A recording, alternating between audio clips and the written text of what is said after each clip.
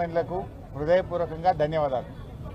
చాలా కష్టపడ్డారు మీరు కూడా. అటు బంజారా హిల్స్ లో ఇక్కడ మీకు కూడా అన్నం లేకపోయినా ఛాయ్ లేకపోయినా 12 గంటల నుంచి నాన్ స్టాప్ గా కష్టపడ్డ మా పోలీస్ సిబ్బందికి, బీఆర్ఎస్ కుటుంబ సభ్యులకు, అదేవిధంగా ముఖ్యంగా జర్నలిస్టులకు అందరికీ ధన్యవాదాలు.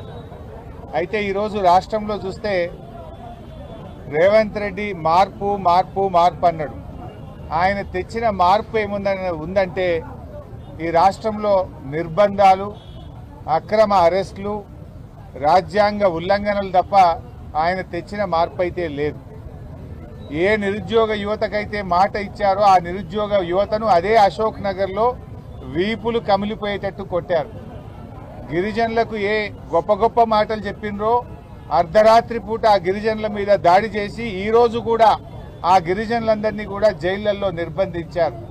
అంటే రేవంత్ పాలన ఆనాటి ఇందిరమ్మ రాజ్యంలోని ఎమర్జెన్సీ పాలనను ఇవాళ తలపిస్తూ ఉంది. ఎవరు కూడా పోలీసులతో రాజ్యమేలిన ఏ ప్రభుత్వం కూడా ముందుపడలేదు. పోలీసులను అతిగా ప్రయోగించిన ఏ ప్రభుత్వాన్ని కూడా ప్రజలు సహించలేదు. ఇందిరమ్మ లాంటి వాళ్ళను సైతం కూకటి వేళ్లతో పెకిలించిన దేశం ఈ భారతదేశం.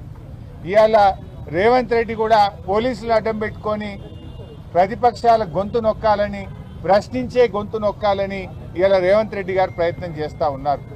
ఇవాళ పోలీస్ స్టేషన్లన్నీ కూడా కాంగ్రెస్ పార్టీ ఆఫీసులుగా మారిపోయినాయి.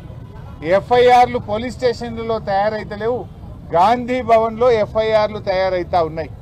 ఏ సెక్షన్లు పెట్టాలనో, ఎవరిని అరెస్టు చేయాలో గాంధీ భవన్ నుంచి, కాంగ్రెస్ పార్టీ కార్యాలయం నుంచి ఇవాళ ఆదేశాలు ఇస్తున్నటువంటి పరిస్థితి ఉన్నది.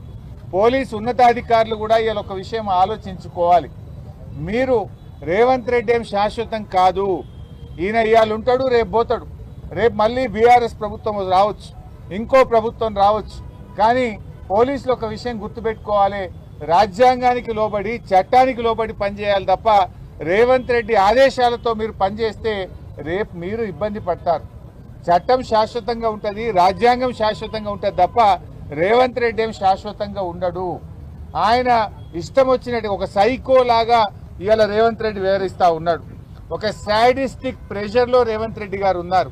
అంటే ఆయన ఒక పగ, ప్రతీకారంతో ఆయన పనిచేస్తూ ఉన్నాడు. ఇవాళ రేవంత్ రెడ్డి గారు ఒకటే విషయం ఆలోచించుకోవాలి. ఆయన ఏదో ప్రతిపక్షంపై పగబెట్టి గౌరవ ఎమ్మెల్యేలను, ప్రతిపక్ష నాయకులను నోటికొచ్చినట్టు మాట్లాడుతూ ఉన్నాడు. ఆయనలో ఒక సాడిస్టిక్ ప్రెషర్ ఉన్నది. అంటే గతంలో మరి ఏ రకంగా అయితే ఇవాళ కాంగ్రెస్ పాలన ఉందో ఈరోజు మళ్ళీ అదే రకంగా, అంటే బీఆర్ఎస్ కార్యకర్తల్ని, ఎమ్మెల్యేలని అరెస్ట్ చేయాలి, ఇబ్బంది పెట్టాలి అనే ఒక పగతో, ప్రతీకారంతో రేవంత్ రెడ్డి పనిచేస్తున్నట్టు కనబడతా ఉంది. నీ ఏడాది పాలనలో కేసీఆర్ గారు కట్టించిన ఫ్లైఓవర్లకు ఇనాగరేషన్లు చేసినావు, కేసీఆర్ గారు కట్టించినటువంటి ఎస్టీపీలను ఇనాగరేషన్ చేస్తున్నావు, కేసీఆర్ గారు కట్టించిన కాలోజీ క్షేత్రాన్ని ఇనాగరేషన్ చేసినావు తప్ప అసలు నీ ఏడాది పాలనలో ఒక ఇల్లు కట్టినవా?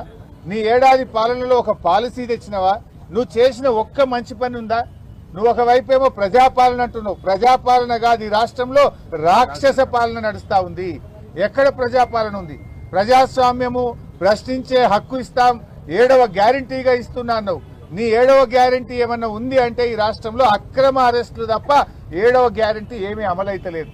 ఇలా రాహుల్ గాంధీ గారు పెద్ద పెద్ద మాటలు మాట్లాడుతుండు. నన్ను ఎందుకు పోనీయరు అని చెప్పి మొన్న ఈ మధ్య నేను ప్రతిపక్ష నాయకుడిని, నన్ను ఏ రకంగా అరెస్ట్ చేస్తారు అని రాహుల్ గాంధీ గారు మాట్లాడుతున్నారు. నేను అడుగుతున్న రాహుల్ గాంధీ గారు, ముందు నీ ముఖ్యమంత్రిని అడుగు. ఈ రాష్ట్రంలో ప్రతిపక్ష నాయకుడిగా ఉన్న మధుసూదనాచారి గారు లగచెర్లకు వెళ్లారు. ఆయనను ఎందుకు అరెస్ట్ చేశారు? అర్ధరాత్రి పూట లగచెర్లలో మహిళల గొంతు మీద కాళ్లు పెట్టి వాళ్ళ భర్తలను, పిల్లల్ని నువ్వు అరెస్ట్ చేస్తే ఆ కుటుంబాలను పరామర్శించడానికి, వాళ్ళకి ధైర్యం చెప్పడానికి ప్రతిపక్ష